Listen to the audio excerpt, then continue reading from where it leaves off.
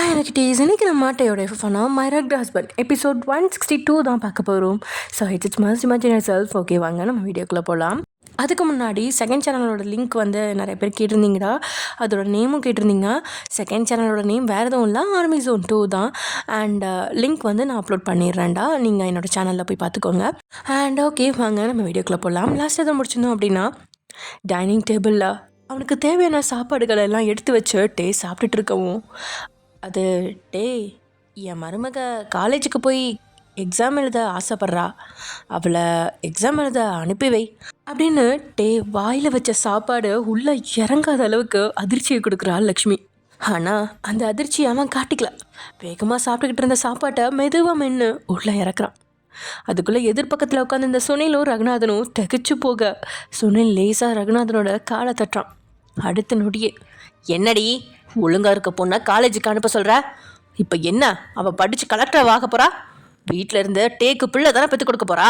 வெளியவே 1008 பிரச்சனை இருக்குது, அதை சமாளிக்கவே நேரம் இல்லை, இதில் வீட்டுக்குள்ளே வேற பிரச்சனை உருவாக்குறியா அப்படின்னு மனைவி கிட்ட கழிஞ்சிக்கிறான் ரகுநாதன். வழக்கமாக லக்ஷ்மி யாராவது அதட்டினா டேக்கிட்ட இருந்து ரியாக்ஷன் வரும். ஆனால் இன்னைக்கு அவன் அமைதியாக இருக்கிறது லக்ஷ்மிக்கும் ஏதோ தப்பாக தான் தோணுது. அவன் உறுதுணையாக இருக்க மாட்டான் அப்படின்னு இப்பயே புரிஞ்சிருக்க மருமகளை ஒரு பார்வை பார்க்குறா லக்ஷ்மி. கலங்கிய கண்களோட தன்னோட மாமியாரை இமைக்காமல் பார்க்குறீங்க நீங்கள். அந்த பார்வையில் லக்ஷ்மிக்கு அவளையே திரும்ப கண்ணாடியில் பார்த்த மாதிரி இருக்கு. அத்தை, வீட்டில் ஒரு நிமிஷம் கூட ஓய்வே இல்லை, உடம்பெல்லாம் வலிக்குது. ஆனால் கூட என் புருஷன் எப்பவும் வெட்டியாக கிடக்குறேன்னு சொல்லி ஒரு மாதிரியாக பேசுகிறாரு, அடிக்கிறாரு. சில நேரங்களில் செத்துடலாம் போல இருக்கு. எனக்கு ஒரே ஒரு தையல் மிஷின் மட்டும் வாங்கி தர சொல்லுங்கள், நான் ஏதாவது தச்சு சுயமாக 10 ரூபாயாவது சம்பாதிச்சுக்கிறேன் அப்படின்னு கல்யாணமான 2 வருஷம் தாண்டி மாமியார்கிட்ட புலம்புன லக்ஷ்மியோட அந்த கால ஞாபகம் அப்படியே கண்ணு முன்னாடி வந்து போக லக்ஷ்மியோட முகமும் வாடி போயிடுச்சு. கிம் குடும்பத்து பொண்ணுங்க எல்லாமே அடங்கி ஒடுங்கி இருந்த காலம் போதும், இந்த குடும்பத்திலேயாவது மாற்றம் வரணும் அப்படின்னு லக்ஷ்மியோட மனசு அடிச்சுக்க மூச்சை இழுத்து பிடிச்சவ, டே நான் சொல்கிறது கேட்குதா கேட்கலையா? ஒயன் எக்ஸாம் எழுத போக ஆசைப்பட்றாப்பா, அவளை அனுப்பி வை அப்படின்றா இன்னொரு முறை அழுத்தமா. அதுக்கு மேலே சாப்பிடாம தட்டை அவன் முன்னாடியிலேருந்து தள்ளி வச்சவன், அம்மா இப்போ என்ன அவசரம், கொஞ்ச நாள் போகட்டும், நானே அவளை படிக்க வைக்கிறேன் அப்படின்னு சொல்கிறான் டே. கொஞ்ச நாள்னா எப்போ அப்படின்னு அவ்வளோ நேரம் ஊமையாக நின்றுட்டு இருந்த நீங்கள் கேட்க, நேரடியாக கேட்டால் நடக்காது அப்படின்னு லக்ஷ்மியோட மூலமாக எல்லாத்தையும் சாதிக்க பார்க்குற மனைவியை லேசாக முறைச்ச பார்வையோட 2 வருஷம் ஆகும், வெயிட் பண்ணு அப்படின்னு சொல்கிறான். 2 வருஷமா? ஏற்கனவே குழந்தை இல்லைன்னு உங்கள் சொந்த பந்தங்க அப்படின்னு நீங்கள் ஆத்திரமாக அடுத்த வார்த்தையை சொல்கிறதுக்குள்ள உங்களோட கையை இறுக்கி பிடிச்சி தடுக்கிறா லக்ஷ்மி. வயன், நான் உனக்காக டேக்கிட்ட என்னால் எவ்வளோ முடியுமோ அவ்வளோவுக்கு பேசுவேன், நீ ஒரு வார்த்தை கூட வாயை திறக்கக்கூடாது, ஞாபகம் வச்சுக்கோ அப்படின்னு 1/2 மணி நேரத்துக்கு முன்னாடி சொன்ன மாமியாரோட வார்த்தை ஞாபகத்துக்கு வந்து கமக்கமாக மறுபடியும் தலையை கவிழ்ந்து நிற்கிறீங்க. இல்லட்டே, அது சரிப்பட்டு வராது. நீ 2 வருஷம் தாண்டி படிக்க அனுப்புவ, அவளோட படிப்பு 3 வருஷம் இருக்குது, மொத்தம் 5 வருஷம் ஆகிடும். அப்புறம் வயசு போயிடும்பா, குழந்தை குட்டியெல்லாம் கிடைக்க கஷ்டமாயிடும். அவள் காலேஜுக்கு 2 நாள் தான் போயிருக்கா, ஆனால் கூட கடவுளோட புண்ணியத்தால் எக்ஸாம் எழுத வாய்ப்பு கிடச்சிருக்கு. மொத்தம் 6 நாள் தான் போக வேண்டியிருக்கும். அவளை எக்ஸாம் எழுத மட்டும் அனுப்பி வைப்பா அப்படின்னு கெஞ்சலாக கேட்குறா மகன்கிட்ட லக்ஷ்மி. டே அமைதியாக இருந்தாலும் பக்கத்தில் இருந்த ரகுநாதன் ஏதோ சொல்கிறதுக்கு வரும்போது இந்த முறை தம்பியோட கையை அழுத்தி பிடிச்சு, இதை நீ பேசாததுக்கான நேரம் இல்லை அப்படின்னு கண்ணாலேயே சிக்னல் காட்டி தடுக்கிறான் சுனில். ரகுநாதன் இதனால் அமைதியாகிட, அம்மா நான் முடிவு பண்ணது தான், அதில் எந்த மாற்றமும் கிடையாது. வெளியே நிறைய பிரச்சனை இருக்குது, அதை சரி பண்ணுறதுக்கு குறைஞ்சது 2 வருஷமாவது ஆகும். அதுக்கப்புறம் அவள் என்ன படிக்க ஆசைப்படுறாளோ அதை படிக்க வைப்பேன். ஆனால் ஒரே ஒரு கண்டிஷன் இருக்குது, அவள் என்கிட்ட கல்யாணத்துக்கு முன்னாடி படிக்கணும்னு மட்டும்தான் சொன்னான், அது மாதிரி படிக்க வைப்பேன். ஆனால் படித்து முடித்ததும் வேலைக்கு போகணுங்கிற வார்த்தை என் காதில் கேட்கவே கூடாது. படித்து முடித்து என் கூட ஒன்றா வாழ்க்கையை வாழ்ந்து குழந்தைய பெற்று வீட்டில் இருக்கணும். அதுக்கு அவள் சம்மதம் சொன்னால் மட்டும் படிக்க விடுவேன். இதுக்கு மேலே இந்த டாப்பிக்கை யாரும் பேச வேணாம் அப்படின்னு சொல்லிட்டு எழுந்துட்டே கையை கழுவிட்டு வழக்கமாக உங்களோட சேலை முந்தானியில் கையை துடைப்பான். ஆனால் இன்றைக்கி கண்டுக்காமல் வாங்கிறது கிளம்பிட்டான். அவன் அந்த ரூமை விட்டு வெளியே போகிறதுக்குள்ள, இல்லட்டே என் மருமகளை நீ படிக்க அனுப்பி தான் ஆகணும். நீ அவளை எக்ஸாம் எழுத அனுப்பலைன்னா நான் இனிமேல் இந்த வீட்டில் இருக்க மாட்டேன். என்னை என் அண்ணா வீட்டுக்கு அனுப்பி வச்சிருப்பா. என்னோட ஆசையும் கனவும் தான் நிறைவேறல. என் மருமக ஆசையும் நிறைவேறலைன்னா நான் எல்லாம் எதுக்கு இந்த வீட்டில் இருக்கணும் அப்படின்னு தன்னோட ஆசைக்காக போராட முடியல அப்படின்னாலும் தான் மருமகளோட ஆசைக்காக போராடுறா லக்ஷ்மி. அந்த நொடியில் லக்ஷ்மியை பெட்ரோல் ஊற்றி கொளுத்துற பார்வை பார்க்குறான் ரகுநாதன். அண்ணா, அப்போவே அப்பா கிட்ட இவளை கொண்டுடலாமான்னு கேட்டேன்.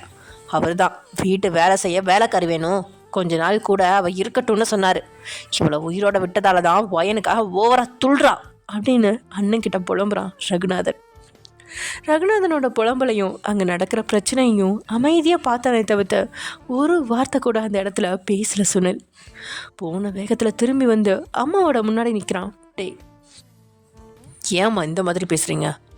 இப்போ என்ன, ஒயன் எக்ஸாம் எழுதணும், உடனே காலேஜுக்கு போய் படிக்கணும், அப்படித்தானே அப்படின்னு கண்களில் வில்லத்தனமும் உதட்டில் பாசமான வார்த்தையும் வெளிவருது. கொஞ்சம் குழம்பி போன லக்ஷ்மி ஆமாம் அப்படின்னு தலையாட்டா ஃபோன் பண்ணி பாடிகார்டு ஒருத்தனை வீட்டுக்குள்ளே வர வைக்கிறான். டேய் தயாளன், இன்னையிலேருந்து ஒயன் மேடம் படிக்கிறதுக்கு காலேஜுக்கு போவாங்க. அவங்க போய் வர்றதுலேருந்து அவங்களுக்கு தேவையான எல்லா ஏற்பாடையும் பண்ணிவிடு அப்படின்னு சொல்லிட்டான்ட்டே. பெரிய பிரச்சனை நடக்கும் அப்படின்னு பார்த்தா அவங்க எதிர்பாராத விதமாக டே உடனே சம்மதம் சொன்னது 3 பொண்ணுங்களுக்கும் சந்தோஷத்தை கொடுக்குது. அதை அவங்க முழுசாக அனுபவிக்கிறதுக்கு முன்னாடியே அப்படியே நான் பர்மனெண்ட்டாக லண்டனில் இருக்க என்னோடய வீட்டில் செட்டில் ஆகிற மாதிரி ஏற்பாடு பண்ணிவிடு. இனிமேல் இந்த வீட்டில் பொண்ணுங்க மட்டும்தான் இருப்பாங்க, ஆம்பளைங்க யாரும் இருக்க போகிறதில்ல. இனி இந்த வீட்டில் பொண்ணுங்க மட்டுமே இருந்து ராஜ்யம் பண்ணட்டும் அப்படின்னு சொல்லிட்டான்ட்டே. அவன் வார்த்தையில் உதட்டில் மலர்ந்த புன்னகை பூ வாடிய பூவாக உதிர்ந்து போயிடுச்சு. என்ன பாட்டை பேசுகிற? இது நீ கட்டின வீடு, எதுக்கு இந்த வீட்டை விட்டு போவேன்னு சொல்கிற? அதுவும் எங்களை தனியாக விட்டுட்டு போகிறேன்னு சொல்கிற அப்படின்னு லக்ஷ்மி ஆதங்கமாக கேட்க. அம்மா, நான் இந்த வீட்டை எனக்காக மட்டும் கட்டலை, உங்களுக்காகவும் நம்ம குடும்பத்துக்காகவும் கட்டினேன். இந்த வீட்டில் எல்லாரும் ஒன்றா சந்தோஷமாக வாழணும்னு நினச்சேன். ஆனால் நீங்கள் உங்கள் மருமகளுக்காக பையனை விட்டுட்டு போகிற அளவுக்கு வந்துட்டீங்க. நான் என்னம்மா தப்பு பண்ணேன்? என்னை விட்டு நீங்கள் போகிறதுக்கு? நான் ஒயனை படிக்க வைக்க மாட்டேன்னு சொல்லலை, படிக்க வைக்கிறேன், கொஞ்சம் வெயிட் பண்ணுங்கன்னு தானே சொல்கிறேன். அது உங்களுக்கு முடியல, அப்படி தானே? என் பேச்சை இந்த வீட்டில் யாரும் கேட்க மாட்டீங்க. அப்புறம் நான் எதுக்கு இங்கே இருக்கணும்? நான் போகிறேன். நீங்கள் உங்கள் மருமகளை இங்கேயே உட்கார வச்சு படிக்க வச்சு வேற எவனாவது நல்லவனுக்கு கட்டி வைங்க அப்படின்னு அந்த ஒரு வார்த்தையை மட்டும் உங்களை பார்த்து முறைச்சபடியே சொல்கிறான் டே. லக்ஷ்மிக்கு இக்கட்டான சூழ்நிலையில் மாட்டிக்கிட்ட மாதிரி இருக்கு. டேயோட இந்த மிரட்டலை அவளால் விளையாட்டாக எடுத்துக்க முடியல. ஏன்னா தன்னோட மகன் எதிர்பார்ப்புக்கு அப்பாற்பட்டவன், சொன்னால் அதை அப்படியே செஞ்சுருவான். வயனோட ஆசைக்காக லக்ஷ்மி பேச போய் டே வீட்டை விட்டு போனால் வீட்டில் இருக்கிற மற்ற ஆண்கள் பொண்ணுங்களை இத்தோடு கொன்றுவாங்க. மருமகளோட ஆசையா மகனா அப்படின்னு யோசிக்கும்போது தலை கவிழ்ந்த லக்ஷ்மி, நீ தான் எனக்கு முக்கியம் டே, எங்களை விட்டு போகாதப்பா அப்படின்னு சொல்லிட்டா.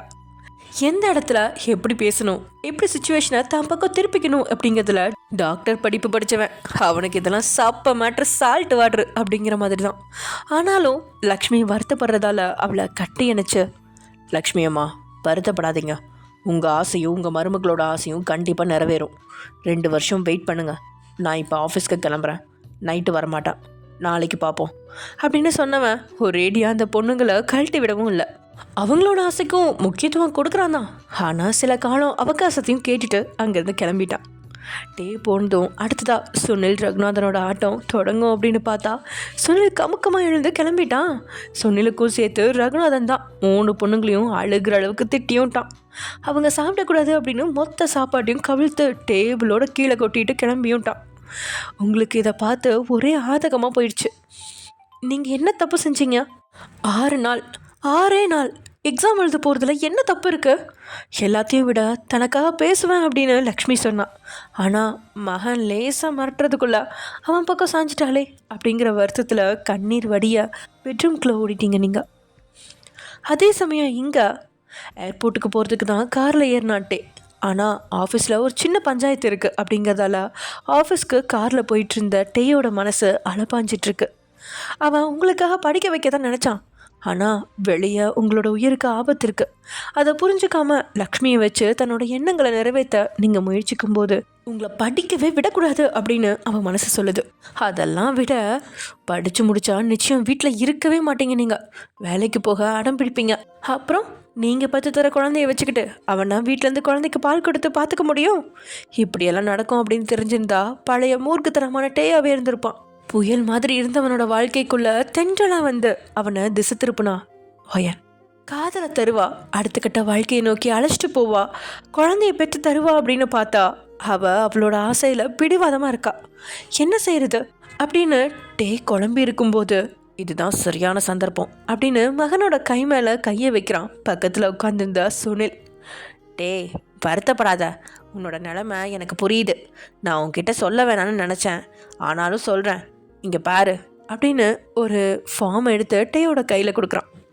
என்ன ஃபார்ம் அப்படின்னு பார்த்தா ஏதோ வேலை வாய்ப்பு படிவத்தில் நீங்கள் உங்களோட பெயர் டீட்டெயில் எல்லாத்தையுமே நிரப்பி வச்சுருக்க. அதை பார்க்கும்போது அவனோட முகம் இன்னும் கோவத்தில் சவக்குது. கைக்குள்ளே இருந்த அந்த பேப்பரை மொத்தமாக சுருட்டி திறந்திருந்த கண்ணாடி வழியாக வெளியே வீசிட்டான். இந்த ஃபார்மை உன் பொண்டாட்டி நீ காலேஜுக்கு அனுப்பி வச்ச அன்னைக்கு அவள் ஃபில் பண்ணியிருக்கா. காலேஜில் படிக்கிற பிள்ளைகளுக்கு சனி ஞாயிற்றுக்கிழமை லீவ் இருக்கும். அப்போ அதுங்க பார்ட் டைம் ஜாபுக்கு போவாங்களாம். அந்த ஜாபுக்கு தான் உன் பொண்டாட்டியும் அப்ளை பண்ணியிருக்கா. நம்ம கம்பெனியில் வேலை பார்க்குற ஒருத்தனோட பொண்டாட்டி நடத்துகிற காஃபி ஷாப்பில் தான் வேலைக்கு அப்ளை பண்ணியிருக்கா. அதுதான் இந்த ஃபார்மை நேராக என் கைக்கு வந்துருச்சு அப்படின்னு சொல்கிறான் சுனில். ஆனால் ஏன்டா இந்த ஒயன் வேண்டாத வேலை காட்டுறா அப்படின்னு நினைக்க வேண்டாம். அக்கா, ஏன் பார்ட் டைம் ஜாப்க்கு வரமாட்டேன்னு சொல்கிறீங்க? சும்மா அப்ளை பண்ணுங்க, நமக்கு என்ன வேலை கிடைக்கவா போகுது? நம்ம மேம ஏமாத்த சும்மா போட்டு விடுவோம் அப்படின்ற ஃப்ரெண்ட்ஸோட பிடிவாதத்தால் நீங்களும் ஒரு ஃபார்மில் எழுதி கொடுத்தீங்களே தவிர்த்து பார்ட் டைம் ஜாப் போக உங்களுக்கு ஆசையெல்லாம் கிடையாது. ஆனால் படித்து முடித்து வேலைக்கு போகணும் அப்படிங்கிற ஆசை 100 மடங்கு இருக்குது உங்களுக்கு. இந்த மயத்துக்கு தான் ஆரம்பத்திலே சொன்னேன், கட்டிக்கிட்டோமா எவ்வளவுக்கு முடியுமோ அவ்வளவுக்கு அனுபவிச்சோமா பிள்ளைய பெற்றுக்கிட்டோமான்னு இருக்கணும். அதை விட்டுட்டு அவள் அனுமதி தராமல் தொட மாட்டேன்னு சொன்னால் இப்படி தான் நடக்கும். என்ன தைரியத்தில் அவளை 2 வருஷம் தாண்டி படிக்க விடுவேன்னு சொல்கிற? படித்து முடிச்சு வீட்டில் இருப்பான்னு நினைக்கிறியா? அவள் கண்ணே சொல்லுது வேலைக்கு போய் சம்பாதிக்கணும்னு. அவளை நினைக்கிறப்ப கோவம் வருதோ இல்லையோ, ஓவரா ஆடுற பொட்டச்சியோட குரல் விலையை அடக்காமல் அமைதியாக இருக்கிற உன்னை நினச்சாதான் கோவமாக வருது அப்படின்னு ஏற்கனவே ரணமாக எரிஞ்சிட்ருக்கிறவனா இன்னும் ரணமாக தன்னோட வார்த்தையால் எரிய வச்சிட்ருக்கான் சுனில். அப்பா போதும், தலை வலிக்குது, கொஞ்ச நேரம் அமைதியாக இருங்க அப்படின்ட்டே பல்ல கடிக்கிறான். என்ன அமைதியாக இருக்கிறது? இப்படி நான் ஒரு காலத்தில் அமைதியாக இருந்ததால தான் என் பொண்டாட்டி படிக்கிறேன் வேலைக்கு போகிறேன்னு இன்னொருத்த கூட போயிட்டா. அந்த நிலைமை உனக்கு வரக்கூடாதுட்டே. உன் பொண்டாட்டி இன்னொருத்தன் கூட போகக்கூடாது, நீ எல்லாரும் முன்னாடியும் தலை குனிஞ்சு நிற்கக்கூடாதுன்னு தான் இப்படியெல்லாம் சொல்கிறேன் அப்படின்னு சுனில் அவன் பாட்டுக்கு பேசிக்கிட்டே போக shut your mouth, stop the car அப்படின்னு கத்துறான் டே கத்துனதில் சுனில் பயந்து போய் அமைதியாகிடா. டிரைவர் வேகமாக காரை ஓரம் கட்டி நிறுத்திட்டான். வெளியே இறங்குப்பா அப்படின்றான் கோவமா. ஏன் இறங்க சொல்கிறான் அப்படின்னு புரியல. ஆனாலும் அமைதியாக சுனில் வெளியே இறங்கிடா. வெளியே நிற்கிற சுனிலை இமைக்காமல் பார்த்தவன், நீங்கள் சொல்கிறத ஒத்துக்கிறேன், அதுக்காக எல்லா விஷயத்தையும் ஒத்துக்க மாட்டேன். இவ்வளோ நாள் நான் ஒரு முட்டாளாக இருந்துட்டேன், இனிமேல் அப்படி இருக்க மாட்டேன். வீட்டை விட்டு வெளியே போகிற பொண்ணுங்க புருஷனை விட்டு இன்னொருத்தன் கூட போயிடுவாங்கன்னு நீங்கள் சொன்ன இது எல்லாமே பொய். புருஷன் அவனோட இடத்துல ஒழுங்காக இருந்து பொண்டாட்டியை ஒழுங்காக பார்த்துருந்தா எந்த பொண்ணும் அவள் புருஷனை விட்டு போக மாட்டான். தண்ணி இல்லாத காட்டில் கொண்டு போய் விட்டா கூட அவள் கரெக்டாக புருஷனை தேடி தான் வருவா.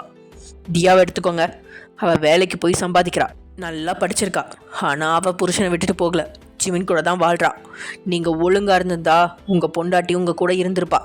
தப்பை உங்கள் மேலே வச்சுக்கிட்டு ஊர் உலகத்தில் இருக்கிற பொண்ணுங்களை குறை சொல்கிற வேலை வேண்டாம் அப்படின்னு மிரட்டரா சொல்கிறான். கண்ணால் பார்த்த மாதிரி மகன் எல்லாத்தையும் சொல்லும்போது ஒரு வேளை டேயும் மகேஸ்வரியும் சந்திச்சிட்டாங்களோ அப்படின்னு சுனிலுக்கு பலமான சந்தேகம் மூளையில் உதிச்சிருச்சு. அதுக்குள்ள டிரைவர் வண்டி ஏடு, அப்பா இங்கேருந்து நடந்தே ஆஃபீஸ்க்கு வருவார், நடந்து மட்டும்தான் வருவார் அப்படின்னு அழுத்தமாக சொல்கிறான் டே. இதுக்கு என்ன அர்த்தம் அப்படின்னா பஸ்ஸுலேயோ கார்லேயோ ஆட்டோலேயோ வரக்கூடாது, 2 கிலோமீட்டர் நடந்து தான் ஆஃபீஸ்க்கு வரணும் அப்படின்னு சுனிலுக்கு கட்டளையாக சொல்லிட்டான். அப்படியே இங்கே பேரஞ்ச மாதிரி சுனில் இருக்கும்போதே கார் அங்கேருந்து கிளம்பிடுச்சு ஆஃபீஸ்க்கு. சுட்டரிக்கிற சூரியன் சுனிலோட தலையில் இறங்கினாலும் கூட அவன் அதிர்ச்சியில் 1/2 மணி நேரமாக அந்த இடத்துல இருந்து நகரவே இல்லை. ஒருவேளை மகேஸ்வரியை சந்திச்சிட்டானோ மகன், அவனுக்கு உண்மை தெரிஞ்சிருச்சோ அப்படின்லாம் யோசிக்கும்போது, ஓ கன்ஃபார்மாக சொல்கிறியா சுனில், உன் அப்பா வெளிநாட்டுக்கு தான் போனாரா அப்படின்னு அந்த ரெஸ்டாரண்ட்டில் வச்சு மகேஸ்வரி கிண்டலாக சொன்ன அந்த வார்த்தை அவனோட மூளையில் ஓடுது. சில நிமிஷம் யோசனைக்கு அப்புறம் பதட்டமாக நெஞ்சில் கை வச்சுவேன்.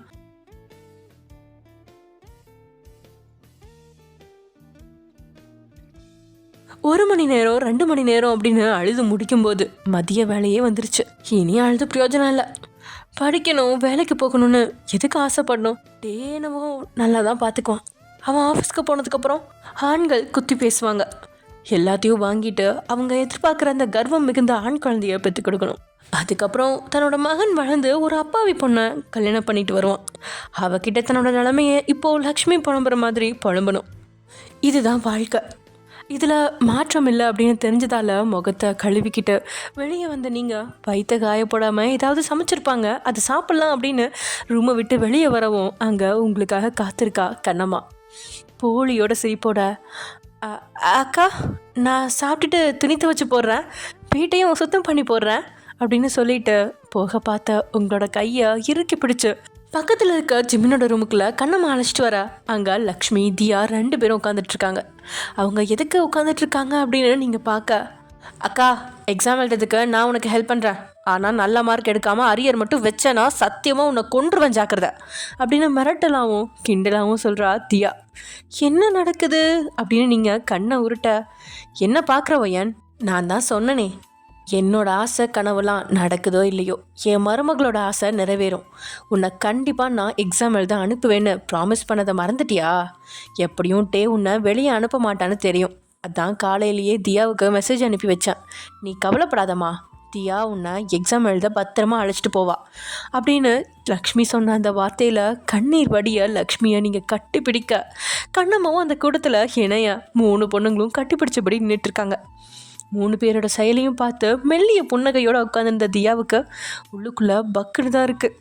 இந்த விஷயம் மட்டும் டேக்கு தெரிஞ்சா தியாவுக்கு மரணம் நிச்சயம். ஆனால் என்ன செய்யறது, எந்த ஒரு முடிவையும் எடுக்க பயப்படுற பொண்ணுங்க தைரியமாக ஒரு முடிவை எடுத்துட்டு அவளை தேடி வரும்போது டே சொல்கிற மாதிரி 2 வருஷம் காத்துருங்க அப்படின்னு சொல்லி அவங்களோட நம்பிக்கையை உடைக்க தியா தயாராக இல்லை. இதனால் உங்களை எப்படியும் எக்ஸாம் எழுத வச்சிடலாம் அப்படின்னு முடிவு செஞ்சுட்டா. அதோட பாதுகாப்பு கொடுக்கறது அவ்வளோ பெரிய கஷ்டமான வேலை கிடையாது.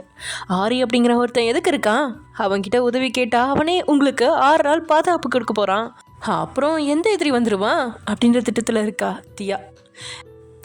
ஆனால் தியாமா இதுக்கெல்லாம் ஆரே ஒத்துக்கணுமே, சரி ஓகே அது அப்புறம் பார்ப்போம். இந்த எண்ணம் ஓட்டத்தில் இருந்த தியா, போதும் 3 பேரும் ஓவராக ஆட்டம் போடாதீங்க அக்கா, நான் ஆரம்பத்திலே தெளிவாக சொல்லிடுறேன், 6 எக்ஸாமையும் எழுதா உன்னை பத்திரமா வெளியே அழைச்சிட்டு போவேன், அதே மாதிரி பத்திரமா வீட்டுக்குள்ளே கொண்டு வந்து விட்டுருவேன். பட் இந்த செமஸ்டர் முடிஞ்சு அடுத்த செமஸ்டர் நீ படிக்க ஆசைப்பட்டா உன் புருஷன் பெர்மிஷனோட தான் படிக்கணும் அப்படின்னு தெளிவாக சொல்லிட்டா தியா. அது எப்படி செமஸ்டர் எக்ஸாம் மட்டும் எழுதிட்டு அடுத்த செமஸ்டர் படிக்க போகாமல் வீட்லேயே இருக்க முடியும் அப்படின்னு இப்போயும் உங்களோட கண்களில் தயக்கம் தெரியுது. இந்த மாதிரி பார்க்காதக்கா, நான் ஆரம்பத்திலே உன் புருஷன் பெரிய கொடுமைக்காரன், அவனை எதிர்த்து உன்னை படிக்க வைக்கணும்னு சொந்த காலம் நிற்க வைக்கணும்னு நினச்சேன். இப்போ தான் அதெல்லாம் தேவையில்லைன்னு எனக்கு புரியுது. அவர் ரொம்ப நல்லவர், உன்னை நல்லா பார்த்துப்பாரு, உன்னோட வாழ்க்கையாக படிப்பான்னு வர்றப்ப வாழ்க்கை தான் முக்கியம், படிப்பு அதுக்கு அடுத்தது தான் அப்படின்றா தியா தயக்கத்தோட. இல்லை தியா, அது எப்படி சாத்தியம், நான் படிக்க வேணாமா அப்படின்னு நீங்கள் பேச தொடங்கவும், அட வயன், கிடைக்கிற சந்தர்ப்பத்தை கை நழுவ விடாத, இந்த செமஸ்டரு 2 நாள் தானே காலேஜுக்கு போனேன், உன் ஃப்ரெண்ட்ஸ் எல்லோரும் சேர்ந்து உனக்கு எக்ஸாம் எழுத உதவி பண்ணாங்கல்ல, அது மாதிரி அடுத்த வருஷமும் உன் ஃப்ரெண்ட்ஸுக்கிட்ட காலேஜுக்கே வராமல் எக்ஸாம் எழுத உதவி பண்ண சொல்லு அப்படின்னு கண்ணம்மா ஏதோ காலேஜ் விவகாரம் கடலை மிட்டாய் விவகாரம் மாதிரி சொல்கிறா. இல்லைக்கா, இந்த முறை கஷ்டப்பட்டு எப்படியோ அவங்க ஹெல்ப் பண்ணாங்க, எல்லா முறையும் அப்படி பண்ண முடியாதே அப்படின்னு நீங்கள் தயங்கினாலும் அடுத்த செமஸ்டர் படிக்க போவேன் அப்படின்னு தங்கச்சிட்ட பிடிவாதம் பிடிச்சா எக்ஸாம் எழுத அவள் உதவி செய்ய மாட்டா அப்படின்னு தெரிஞ்சதால இப்போதைக்கு எக்ஸாம் தான் முக்கியம், இன்னும் அதுக்கு 1 மாதம் இருக்குல்ல, அதுக்கப்புறம் அடுத்த செமஸ்டர் எப்படியாவது படிக்கணும் அப்படிங்கிற துடிப்போட, சரி தியா நீ சொன்ன மாதிரியே செய்கிறேன் அப்படின்னு போலியாக சொல்லி வைக்கிறீங்க நீங்கள். அக்கா முழு மனசோட சொல்லலை, அரைகுறை மனசோட தான் சொல்கிறேன் அப்படின்னு தெரியுது தியாவுக்கும். பொண்ணுங்களுக்கு கல்வி முக்கியம்தான், அதை தாண்டி வெளி உலக அனுபவம் முக்கியம் அப்படின்னு ஆரம்பத்தில் நினச்சா தியா. ஆனால் இப்போ தான் குடும்பத்தில் ஏகப்பட்ட வில்லங்கம் இருக்குது, எல்லா பக்கமும் ஆபத்து இருக்குது அப்படின்னு தியாவுக்கு புரியுது. இருந்தாலும் நடக்கிறது நடக்கட்டும், முடிஞ்ச அளவுக்கு பொண்ணுங்களோட நம்பிக்கையை உடைக்காமல் இருப்போம் அப்படிங்கிற எண்ணத்தோட ஒரு பையை எடுத்து உங்களோட கையில் கொடுக்குறா. உன் ஃப்ரெண்டு சுடலை என்னோடய வாட்ஸ்அப்க்கு அனுப்பி வச்ச நோட்ஸ் எல்லாத்தையும் இந்த பேக்கில் இருக்க லேப்டாப்பில் போட்டு வச்சுருக்கேன், இதுலேயே புது இமெயில் ஐடியும் க்ரியேட் பண்ணி வச்சுருக்கேன், அவன் அதில் எல்லா நோட்ஸையும் அனுப்பி வைப்பான். உனக்கு ஏதாவது சந்தேகம் இருந்தாலோ இல்லை சுடலைக்கிட்ட பேசணுன்னா அந்த பேக்கில் ஒரு கீபோர்ட் மொபைல் இருக்குது, அதை யூஸ் பண்ணிக்கோ. அப்புறம் இந்த வீட்டை சுற்றி சரியாக 42 கேமரா இருக்குது, ஆனால் சமையல் ரூமில் ஒரு கேமரா கூட இல்லை. படிக்கிறது ஃபோன் பேசுகிறதுன்னு எல்லாத்தையும் அங்கேயே வச்சு பண்ணு, அதை விட்டு வெளியே வந்து மாட்டிக்கிட்டேன்னு வச்சுக்கோ, அவ்வளோதான், சோலி முடிஞ்சுது. உன் புருஷன் நம்ம 4 பேரையும் கைமா பண்ணிடுவான். இன்றைக்கி வெள்ளிக்கிழமை, 2 நாள் தாண்டி திங்கட்கிழமை காலையில் உனக்கு தமிழ் எக்ஸாம். உன்னை எப்படி அழைச்சிட்டு போவேன் அப்படிங்கிறதெல்லாம் நான் அந்த நேரத்தில் சொல்கிறேன். உன் ஃப்ரெண்டுக்கு ஃபோன் பண்ணி இம்பார்ட்டண்டான நோட்ஸ் எதுன்னு கேட்டு நல்லா படி, அரியர் மட்டும் வச்சிடாத அப்படின்னு அழுத்தமாக சொல்லிட்டா தியா. தியா ஹெல்ப் பண்ணுறதால 3 பொண்ணுங்களுக்கும் பயங்கர குஷி ஆயிடுச்சு. அடுத்த நொடியே அந்த பைய துவைக்கிற துணியில மூட்டை கட்டி கண்ணம்மா கேஷுவலாக அதை முன்னாடி எடுத்துகிட்டு போகிறா. 10 நிமிஷம் தாண்டி லக்ஷ்மி தரையில் கிடக்கிற குப்பையை சுத்தம் செய்கிற மாதிரி தொடப்பத்தோட அந்த ரூமை விட்டு வெளியே போகிறா. அடுத்த 10 நிமிஷம் தாண்டி நீங்கள் தியா கிட்ட பேசி முடிச்சுட்டு சமையலறைக்குள்ள வந்துட்டீங்க. நிமிடங்கள் தாண்ட சமையலறை வாசல்ல காய்கறி மூட்டையோட உட்காந்து இந்த கண்ணம்மா காய்கறிகள் நடக்கிற மாதிரி யாராவது வர்றாங்களா அப்படின்னு கண்காணிக்க ஆரம்பிச்சிட்டா. லக்ஷ்மி வீட்டுக்கு வெளியே இருக்கிற எல்லா வேலைகளையும் செய்ய ஆரம்பிக்க நீங்கள் சமையலறையிலேயே யார் கண்ணிலையும் படாதபடி உட்காந்து அப்பயே படிக்க ஆரம்பிச்சிட்டிங்க. பரவாயில்ல, பொண்ணுங்க பக்கவாக தான் இருக்காங்க, மாட்டுறதுக்கு வாய்ப்பில்லை அப்படின்னு புரிஞ்சுக்கிட்ட தியா ஸ்கூட்டியில் ஏறி உட்காந்து ஹெல்மெட்டை மாட்டிக்கிட்டவ ரித்திக்கு ஃபோன் பண்ணி ஹெல்மெட்டுக்கு இடைய மொபைலை நுழைச்சிட்டு அங்கேருந்து கிளம்பிட்டா. டேய், வந்த வேலை முடிஞ்சுது, நீ நுங்கம்பாக்கம் ரயில்வே ஸ்டேஷனுக்கு வந்துடு. அங்கே போய் விசாரணையை முடிச்சுட்டு அடுத்ததாக ஆரியை பார்க்க போகணும். அக்காவை 6 நாள் ட்ராப் பிக்கப் பண்ணுவியான்னு அவன்கிட்ட தான் ஹெல்ப் கேட்கணும் அப்படின்றா தியா. ஓகே, ஆனால் நீ ரொம்ப ரிஸ்க் எடுக்கிற மாதிரி இருக்குதியா. இப்போ தான் டே சார் உனக்கு கொஞ்சம் ஹெல்ப் பண்ண ஆரம்பிச்சிருக்காரு. நீ ஒயன் அக்காவுக்கு ஹெல்ப் பண்ணி டே சாரை பகச்சிக்கிற. ஒயன் அக்கா மாட்டிக்கிட்டா புருஷன் பொண்டாட்டிக்குள்ள தான் பிரச்சனை வரும். நீ தேவையில்லாமல் ரிஸ்க் எடுக்கிறேன்னு தோணுது தியா அப்படின்றான் ரித்திக். தியாவுக்கும் அது புரியுதுதான். ஆனாலும் அவன் மனசில், தியா நானும் படிக்கட்டுமா? உன் கூட படிக்கிற ஏதாவது பணக்கார பிள்ளைகளோட அம்மா அப்பா கிட்ட என்னையும் படிக்க வைக்க சொல்லுவியா? நான் படித்து வேலைக்கு போய் எனக்காக அவங்க செலவு பண்ண மொத்த பணத்தையும் வட்டியோடு திருப்பி கொடுத்துருவேன். எனக்கு சித்தப்பா வீட்டில் வேலை பார்க்கவே பிடிக்கல. இந்திரா சித்தி அடிக்கிறாங்க. நளினி எப்பவும் திட்டுறா. சித்தப்பா பாட்டிக்கு உடம்பு முடியல, ஆஸ்பத்திரிக்கு செலவுக்கு பணம் கூட கொடுக்கல. எல்லாரும் என்னை சம்பளம் இல்லாத வேலைக்காரி மாதிரி நடத்துகிறாங்க. எல்லாத்தையும் விட 38 வயசான நந்தகோபாலன் மாமாவுக்கு என்னை கட்டி வைக்க பார்க்குறாங்க. எனக்கு இங்கே இருக்கவே பயமாக இருக்குது தியா, ப்ளீஸ் என்னை படிக்க வை அப்படின்னு ஸ்கூல் படிப்பை முடித்து 2 வருஷம் வீட்டு வேலை பார்த்ததுக்கே தளர்ந்து போய் கேட்டிங்க நீங்கள். அக்கா, ஏன் இந்த மாதிரி பேசி மானத்தை வாங்குற? எனக்கு இன்னும் 2 வருஷம் தான் படிப்பு முடிச்சு நான் வேலைக்கு போனதுக்கப்புறம் உன்னை படிக்க வைக்கிறேன், சரியா? உனக்கு என்ன அவ்வளோ அவசரமா? நீயும் படிக்கிறேன்னு சொல்லி வந்துட்டா கிளம்பிய யார் பார்த்துப்பா?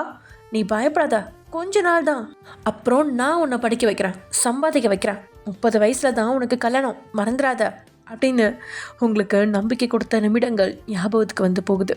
மூச்சை இழுத்து விட்ட தியா, ரித்திக் உனக்கு சொன்னால் புரியாது, ஆனாலும் ஒரு விஷயத்த சொல்கிறேன். கிம் குடும்பத்து ஆம்பளைங்க படித்தவங்க வெளியே போய் சம்பாதிக்கிறாங்க. அந்த கர்வம் உடையணும்னா பொண்ணுங்களும் அவங்களுக்கு நிகராக படிக்கணும். வெளியே போய் 1 ரூபாயாவது சம்பாதிக்கணும். நல்ல புருஷன் கிடைச்சான்னு அக்காவை வீட்டுக்குள்ளே உட்கார வைக்க மாட்டான். அவளை கண்டிப்பாக படிக்க வைக்கணும். அடுத்த ஜென்ரேஷனில் இருக்க ஆண் குழந்தைங்க பொண்ணுங்களை மதிக்கணும். பெண் குழந்தைங்க சுயமாக வாழணும். அதுக்கு என் அக்கா தான் ஒரு விதையாக இருப்பாள். நான் கண்டிப்பாக படிப்பு விஷயத்தில் என் அக்காவுக்கு ஹெல்ப் பண்ணுவேன். நீ கண்டதையும் சொல்லி என்னை கன்ஃபியூஸ் பண்ணாமல் சீக்கிரம் நுங்கம்பாக்கத்துக்கு வந்து தொலை அப்படின்னு சொல்லிட்டு காலை கட் பண்ண தியா எல்லா வேலையும் சீக்கிரம் முடிச்சுட்டு ஆரியை சந்திக்க போகணும் அப்படிங்கிற முனைப்பில் அங்கேருந்து சீக்கிரமாக விரைறா. அதே சமயம் இங்கே, ஹலோ ரகுநாதா, நான் நல்லா இருக்கேன்டா. என் பேராண்டி ஜிமின் என்ன நல்லா பெரிய கெஸ்ட் ஹவுஸில் தங்க வச்சுருக்கான். இங்கே எனக்கு சேவை செய்ய நிறைய பொம்பளை வேலைக்காரங்க இருக்காங்க. நீங்கள் கூப்பிட்டாலும் நான் இனிமேல் இந்தியாவுக்கு வர்றதா இல்லை.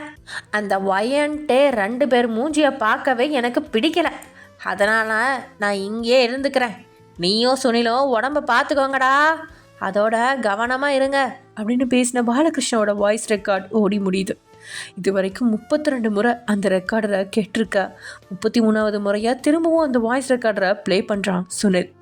கடுப்பாகி அவனுக்கு எதிர்பக்கத்தில் உட்காந்துருந்த ரகுநாதன் அந்த ஆடியோவை ஆஃப் பண்ணிட்டான்.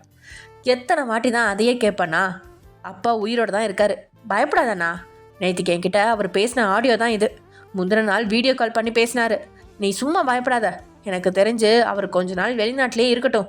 இங்கே வந்தாலே ஒயன்கிட்ட ஏதாவது வம்பு பண்ணி அவளை அழ வைக்கிறாரு. டேக்கு மட்டும் அது தெரிஞ்சதுன்னா அவன் அப்பாவை கொன்னாலும் கொன்னுடுவான் அப்படின்றான் ரகுநாதன். தகப்பனோட குரலும் ஒத்து வருது, பேசும் தோரணையும் ஒத்து வருது. தம்பி ஆடியோ வீடியோ கால் செஞ்சு பேசினதாகவும் சொல்கிறான். அதுவும் பொய் அப்படின்னு தோணல, உண்மை மாதிரி தான் இருக்குது. ஆனாலும் சந்தேகத்தோட, இல்லை ரகுநாதா, அப்பா உனக்கு மட்டும்தான் ஃபோன் பண்ணி பேசுகிறாரு, எனக்கு ஃபோன் பண்ணவே இல்லை. அதோட நம்ம அப்பாவை பற்றி உனக்கே தெரியும். அவரோட ஃப்ரெண்ட்ஸுக்கு தினமும் 50 முறையாவது ஃபோன் பண்ணி வீட்டில் நடக்கிறத போட்டு கொடுக்குற ஆள் அவர். ஆனால் 3 நாளாக அவர் யாருக்குமே ஃபோன் பண்ணலன்னு எல்லாரும் சொல்கிறத கேட்க சந்தேகமாக இருக்குது. ஜெமினுக்கு நல்லா மிமிக்ரி பண்ண தெரியும். அவன் அப்பா மாதிரி நல்லா பேசுவான்.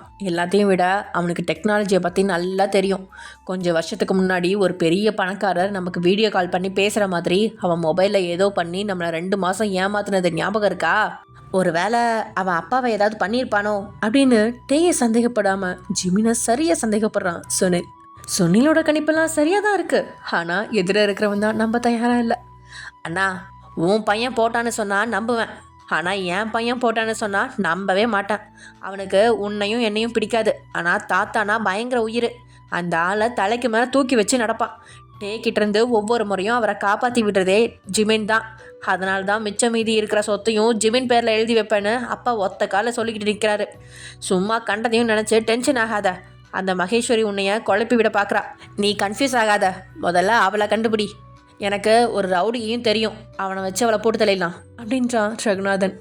ஒதுக்க சொல்லிச்சுக்கிட்டே ஆனால் அவளை போட்டு தள்ள முடியாது. அவள் போயிட்டான்னா என் பையனுக்கு சரியாக சந்தேகம் வந்துடும். அப்புறம் உண்மை வெளியே வரும். முதல்ல மகேஸ்வரியும் டேயும் மீட் பண்ணிக்கிட்டாங்களா இல்லையான்னு கண்டுபிடிக்கணும். நீ உன் பொண்டாட்டி முன்னாடி மகேஸ்வரி பற்றி தப்பு தப்பாக பேசு. ஒரு வேளை அவள் மகேஸ்வரி நல்லவன்னு வார்த்தையை விட்டுட்டானா அவங்க 2 பேரும் சந்திச்சிட்டாங்கன்னு அர்த்தம். அந்த உண்மையை கண்டுபிடிக்க முடியுமான்னு பாரு. நான் இப்போ ஆஃபீஸ்க்கு கிளம்புறேன். டே ஒரு வாரம் ஆஃபீஸில் இருக்க மாட்டேன்னு சொல்லிட்டான். நான் தான் இன்சார்ஜ், அதனால் கிளம்புறேன் அப்படின்னு சொல்லிட்டு எழும்புன சுனில் மதிய சாப்பாடு இடைவேளையில் வீட்டுக்கு வந்து சாப்பிட்றேன் அப்படின்னு சாப்பிட வர்ற மாதிரி பாலகிருஷ்ணாவை பற்றி ரகுநாதன் கிட்ட விசாரிக்க தான் வந்திருந்தான். வந்த வேலை முடிஞ்சிருச்சு அப்படின்னு மாடியிலேருந்து கீழே இறங்கினவன் ஆஃபீஸ்க்கு போகிறதுக்காக கிளம்பிட்டு இருக்கும்போது பண்படுத்திய நிலம், பண்பட்ட மனம், பண்பட்ட மனித பாங்கு அப்படின்னு சொல்லிட்டு இருக்கிற உங்களோட சத்தம் கேட்டு அப்படியே நின்றுட்டான் சுனில். வழக்கமாக அவன் இப்படி நடந்து போகும்போது உங்களோட குரல் கேட்கும். ஆனால் அது பேச்சு சத்தமாக இருக்கும். இது என்ன வித்தியாசமாக இருக்கு?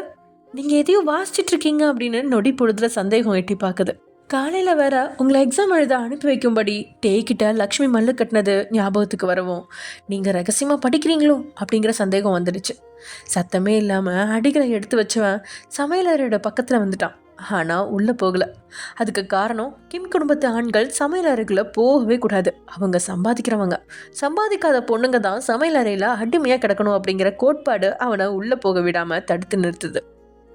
ஆனாலும் எதையோ நீங்கள் வாசிக்கிறீங்க. நிச்சயம் அது என்னென்னு கண்டுபிடிக்கணும் அப்படிங்கிறதுக்காகவே தூரமாக நின்ன பாடி கார்டு ஒருத்தனை பக்கத்தில் கூப்பிட்டு சமையல் அறைக்குள்ளே போ, வயன் என்ன பண்ணிகிட்டு இருக்கான்னு வீடியோ ரெக்கார்ட் பண்ணிவிட்டு கொண்டு வந்து காட்டு அப்படின்றான் மெதுவாக. அந்த பாடி கார்டு மொபைலில் வீடியோவை ஆன் பண்ணிவிட்டு அங்கேருந்து கிளம்பும் போதே அக்கா, நியூஸ் பேப்பரில் இருக்கிற கண்டதையும் கொண்டு வந்து இது கவிதைன்னு வாசிக்க சொல்லாதீங்க. வாயிலே நுழைய மாட்டேங்குது. இப்போ என்ன இதெல்லாம் வாசித்து கவிஞர் ஏஆர் ரகுமானாவை மாற போகிறீங்க அப்படின்னு பேசினபடியே கண்ணம்மாவோட கை கோத்து சமையலறையிலேருந்து வெளியே வந்த நீங்கள் சுனிலையும் பாடி கார்டையும் பார்த்து திகச்சு நிற்கிறீங்க. அதுக்குள்ளே கையில் இருந்த பேப்பரையும் கண்ணம்மா முதுகுக்கு பின்னாடி மறைக்க, அது என்ன இங்கே தா அப்படின்னு கையை நீட்டுறான் சுனில். கண்ணம்மாவும் பயத்தோடு அவன் கையில் கொடுக்க, அது ஒரு நியூஸ் பேப்பர் துண்டு தான். அதுவும் அதில் ஏராளம் கவிதைகளாக இருக்குது. அதை கையில் சுருட்டி தூரமாக அழகுக்காக வச்சுருந்த பூந்துடியில் இருந்த அந்த தண்ணிக்குள்ளே போட்டுட்டான் சுனில். வீட்டில் எல்லா பக்கமும் அழுக்காக கிடக்குது. ஒரு வேலை ஓடல. நீங்கள் அரட்டை அடிச்சுட்டு கிடக்குறீங்களா? சீக்கிரம் வேலையை பாருங்கடி அப்படின்னு கத்திட்டு கிளம்பிட்டான் சுனில். கமுக்கமாக சமையல் அறைக்குள்ளே வந்து நெஞ்சில் கையை வச்சு மூச்சை இழுத்து விட்டா நீங்கள் அப்படியே கண்ணம்மாவை கட்டி பிடிச்சு, ரொம்ப தேங்க்ஸுக்கா, நல்ல நேரத்தில் என்ன உஷாராக்கிட்டீங்க அப்படின்றீங்க. எல்லாரும் சாப்பிட்டு முடிச்சதும் சுனிலும் கிளம்பிட்டான் அப்படின்னு தான் நினச்சி அடுத்தடுத்த வேலைகளை பொண்ணுங்க பார்க்க ஆரம்பிச்சிருந்தாங்க. அப்படி தான் எதாச்சியாக செடிகளுக்கு தண்ணி ஊற்றிட்டு முன்பக்க வாசலோட பக்கத்தில் வரும்போது தான் சுனில் சமையல் அறையை நோக்கி நடந்துட்டு வரத கண்ணம்மா பார்த்துட்டா. நெஞ்சில் இடி விழுந்த மாதிரி இருக்க பயத்தோட குடுகுடுன்னு பின்வாசல் வழியாக ஓடி வந்து உங்களை உஷாராக்கிட்டா. அதோட சுனிலுக்கு சந்தேகம் வரக்கூடாது அப்படின்னு தான் நியூஸ் பேப்பரை உங்ககிட்ட கொடுத்து வாசிக்க வச்சு ஏதேதோ செஞ்சு நிலைமையை சமாளிச்சிட்டா கண்ணம்மா. உங்களை தங்கிட்டு இருந்து பிரிச்சு, கொஞ்சம் சத்தம் இல்லாமல் மெதுவாகவே படி ஒயன். நான் ஹாலை சுத்தம் பண்ணுறேன். யாராவது வர்றாங்கன்னா சத்தமாக இருமுவேன். இல்லைன்னா கையில் இருக்கிற ஏதாவது பொருளை கீழே போட்டு சத்தம் உருவாக்குவேன். உடனே நீ புக்கை மூடி வச்சுட்டு சமத்து பிள்ளையா வெளியே வந்துடு, சரியா அப்படின்னு உஷாராக்கிட்டு கிளம்பிட்டா கண்ணம்மா. சரின்னு தலையாடிட்டு படிக்க ஆரம்பித்த உங்களுக்கு தான் பாடம் ஒன்றுமே மண்டையில் ஏறுற மாதிரி இல்லை. 2 நாளில் எப்படி இதை படிக்க போகிறேனோ அப்படின்னு புரியாமல் முட்டி மோதி படிக்க ஆரம்பிக்கிறீங்க நீங்கள். அதே சமயம் இங்கே நைட்டில் ரெஸ்டாரண்ட்டில் ஜூஸை குடிச்சபடி உட்காந்துருந்த தியா கிட்ட, உன் பிளான் ஒர்க் அவுட் ஆகாது தியா. அதோட இந்த முறை என்னால் வயனுக்கும் உனக்கும் ஹெல்ப் பண்ண முடியாது. இதை நான் துரோகம் பண்ணுற மாதிரி இருக்கும். உன்கிட்ட மறைக்க எதுவும் கிடையாது. எவனோ ஒருத்தன் வயனுக்கும் வினிஷாவுக்கும் ஸ்கெட்ச் போட்டிருக்கான். அவங்க 2 பேரும் போயிட்டா மட்டும்தான் நானும் டேயும் உடஞ்சி போவோன்னு தெரிஞ்சு சரியான சந்தர்ப்பத்துக்கு காத்துட்ருக்கான். அப்படிப்பட்ட எதிரிக்கு நாமளே சரியான சுச்சுவேஷனை உருவாக்கி கொடுக்கக்கூடாது. கொஞ்சம் வெயிட் பண்ணு. எல்லா பிரச்சனையும் முடிஞ்சதும் டே அவனா வயனை படிக்க வைப்பான். இப்போ அவசரப்பட்டு டேயை பகச்சிக்காத. உன் அக்காவை ஆபத்தில் மாட்டி விட்டுறாத அப்படின்னு நடந்த விஷயங்கள் எல்லாத்தையும் தியா கிட்ட தெளிவாக சொல்லிட்டான் ஆரி. டே கூட இந்த விஷயத்தை யார்கிட்டையும் சொல்லக்கூடாது அப்படின்னு நினைக்கிறான். ஆனால் ஆரி தெளிவாக சூடாமணியோட வீட்டுக்கு போகணும் அப்படின்னு அடம் பிடிச்ச வினிஷா கிட்டேயும் சொல்லிட்டான். அவள் சுத்தமாக ஆரியை நம்பலை. வீட்டுக்குள்ளே அடைச்சி வைக்க ஏதேதோ கண்டபடி உணர்றான் அப்படின்னு நினச்சா. ஆனால் தியா அப்படி கிடையாது. ஆரி சொல்லும்போது உண்மையாக ஏதோ பிரச்சனை இருக்குது அப்படின்னு புரிஞ்சுக்கிட்டா. ஓகே ஆரி, நீ சொன்னது சரிதான். அப்படின்னா நீ வினிஷாவை இன்னும் 2 வருஷத்துக்கு படிக்க வைக்க மாட்ட, வீட்லேயே உட்கார வைக்க போகிற, அப்படி தானே? அப்போது பேசாமல் அவளை கிம் வீட்டுக்கு அனுப்பி வைக்கிறியா? மற்ற பொண்ணுங்க கூட இருந்தால் அவளுக்கும் கொஞ்சம் டைம் பாஸ் ஆகும் அப்படின்னு தியா சொல்ல, முடியாது அப்படின்னு தலையாட்டினவன், நோ வே. வினிஷா இந்த வருஷம் 12th எக்ஸாம் எழுதுவா. அடுத்த வருஷம் டாக்டர் படிக்க ஆரம்பிப்பா. அதில் எந்த மாற்றமும் கிடையாது. அவளை பாதுகாக்க எனக்கு தெரியும் அப்படின்னு சொல்கிறான் ஆரி.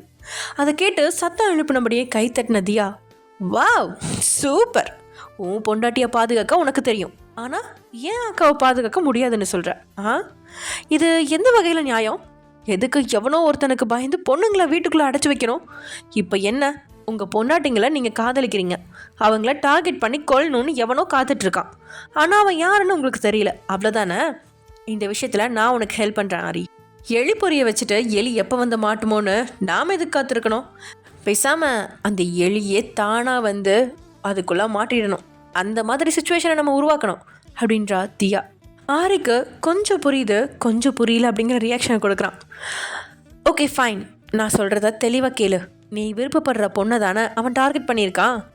ஸோ உன்னோட அஃபிஷியல் வெப்சைட்டில் வினிஷாவும் நீவும் டிவோர்ஸ் பண்ணுற மாதிரி ஒரு அனௌன்ஸ் பண்ணு. இன்னையிலேருந்து 2 நாள் என்னை நீ டேட் பண்ணுற மாதிரி ஏன் கூட சுற்றிட்டு திரி. எதிரியோட டார்கெட் வினிஷா மேலே இருந்து என் பக்கம் திரும்பும். என்ன போடுறதுக்கு அவன் என்னை தேடி வருவான்.